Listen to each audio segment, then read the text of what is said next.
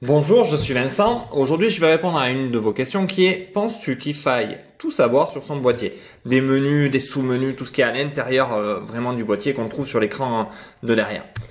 Avant, je vais vous demander de vous abonner à la chaîne si ce n'est pas encore fait, un petit pouce bleu si la vidéo vous a plu à la fin pour augmenter le référencement sur la chaîne YouTube, de la chaîne YouTube. Et on va passer à votre question.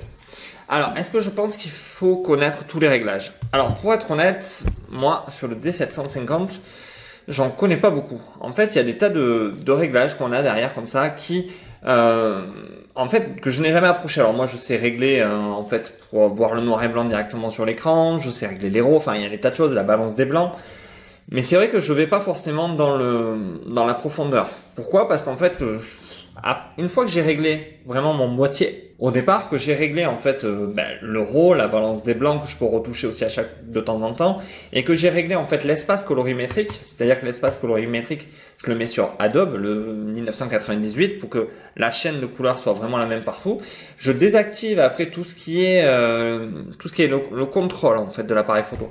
Tout ça, c'est désactivé parce que mon PC est beaucoup plus puissant que mon appareil photo. Je veux dire, Lightroom, si j'ai besoin d'une correction d'optique, il n'a pas besoin d'être fait une fois là, une fois là. Il y a quelque chose qui est pas concordant. Donc c'est vrai que j'ai jamais été fouillé à l'intérieur de beaucoup de choses. La preuve, c'est que l'autre jour, j'étais sur un shooting et je voulais travailler en priorité vitesse. Je voulais travailler en priorité ouverture.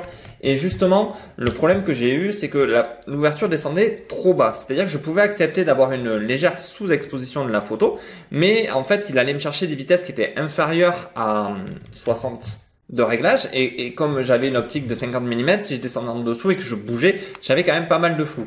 Et j'ai découvert, c'est même pas moi, c'est une personne qui était avec moi qui m'a expliqué qu'on pouvait aussi bloquer justement la descente sur le mode priorité ouverture.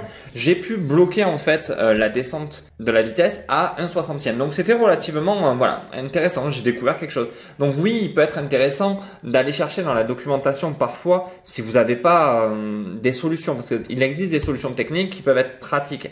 Par exemple, sur la priorité ouverture, de pouvoir limiter l'ouverture justement à 1/60 m'a permis de me poser beaucoup moins de questions et d'avoir une gestion qui était totalement différente. Donc c'était relativement une solution. Vous n'avez pas besoin de tout savoir pour vous en servir. Vous avez besoin de connaître un peu les bases, mais après voilà. Maintenant, quand vous vous trouvez face à une situation où vous avez un problème, faites un tour sur YouTube, faites un tour sur le forum de la marque de votre appareil photo, et que vous verrez qu'il y a souvent des solutions qui se cachent dans vos boîtiers et qu'on n'a pas forcément connaissance, comme le fameux petit bouton là derrière sur lequel on peut attribuer une fonction.